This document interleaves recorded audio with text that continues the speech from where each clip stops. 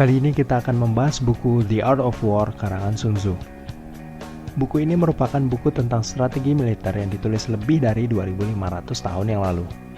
Tapi buku ini masih sangat relevan dan kondisi kita di zaman sekarang yang penuh dengan persaingan yang sangat sengit. Baik itu dalam persaingan usaha, bisnis yang sedang kita jalankan, dalam perjalanan karir, atau dalam menjalin relasi dengan orang lain, which is basically be everyone. Ide besar yang pertama adalah, kenali musuhmu dan kenali dirimu, maka dalam 100 pertempuran, kamu tidak akan pernah dalam bahaya. Banyak orang pergi mengikuti wawancara kerja tidak terpilih dan tidak mengerti bahwa inilah sebabnya. Mereka datang dan tidak tahu dengan siapa mereka berurusan. Apabila Anda mengikuti interview kerja, seharusnya Anda menghabiskan beberapa minggu sebelumnya untuk mempelajari segala hal yang perlu diketahui tentang perusahaan tersebut. Apakah Anda tahu betapa mengagumkannya bila Anda datang ke sana dan menjawab pertanyaan interview dengan jawaban seperti, "Baik Pak, kita adalah perusahaan multinasional dan merupakan market leader untuk pasar minuman soda dengan market share berkisar 54%. Dan CEO telah mengumumkan 2 minggu yang lalu bahwa kita akan mencapai 60% di akhir tahun depan. Dan dengan mempekerjakan saya, berikut adalah hal yang bisa saya lakukan untuk membantu perusahaan mencapai target tersebut." Jadi siapa yang tidak mau karyawan seperti itu? Kebanyakan kandidat akan menjawab seperti, kalau nggak salah perusahaan ini jual soda kan ya Pak? Ya ini masalahnya. Mereka tidak tahu berurusan dengan siapa, mereka bahkan juga tidak tahu dengan diri mereka sendiri. Apabila ditanya, kenapa kami harus memilih Anda? Kalau jawabannya malah seperti, saya rasa saya pekerja keras Pak. Jawaban ini pula lah yang diberikan oleh 20 kandidat lain sebelum Anda. Apabila Anda benar-benar ingin dipilih, berikan jawaban mengapa Anda lebih baik dibandingkan kandidat lainnya. Secara objektif, kemampuan apa yang membuat Anda lebih baik jika dibandingkan dengan kandidat yang lain?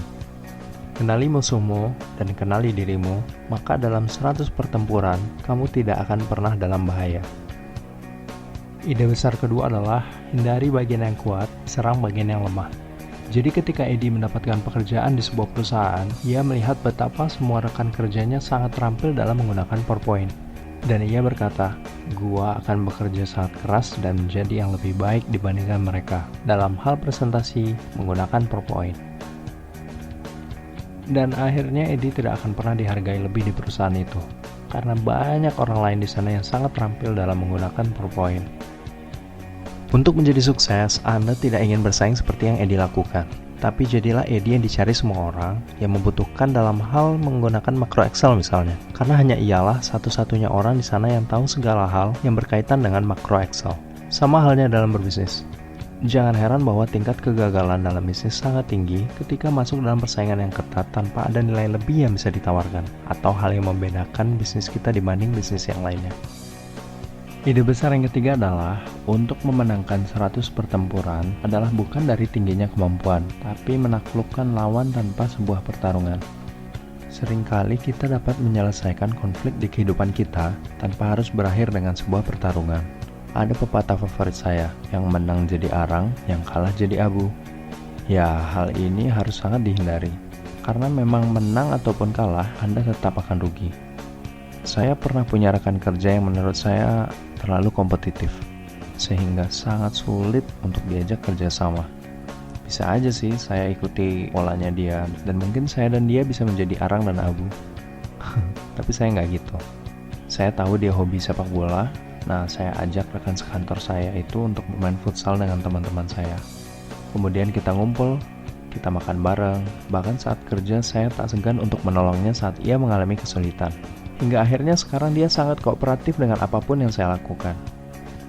Yang saya ingin Anda garis bawahi adalah, kita bisa memenangkan suatu pertempuran tanpa harus benar-benar bertarung. Karena dengan bertarung itu, beban yang Anda tanggung sangat besar, seperti biaya, waktu yang terbuang, kenyamanan Anda di lingkungan tersebut, peluang-peluang Anda kelak, dan lain sebagainya. Saya yakin Anda lebih pintar dibanding lawan Anda, jadi jangan bergantung pada emosi seperti amarah ataupun gengsi dalam menentukan apakah Anda memutuskan untuk melawan atau tidak. Jadi 3 ide besarnya adalah, kenali musuhmu dan kenali dirimu, maka dalam 100 pertempuran kamu tidak akan pernah dalam bahaya. hindari bagian yang kuat, serang bagian yang lemah. Untuk memenangkan 100 pertempuran adalah bukan dari tingginya kemampuan, tapi menaklukkan lawan tanpa sebuah pertarungan. Terima kasih telah menonton video ini. Apabila Anda merasa video ini bermanfaat, please give a thumbs up, share dengan orang yang Anda sayangi.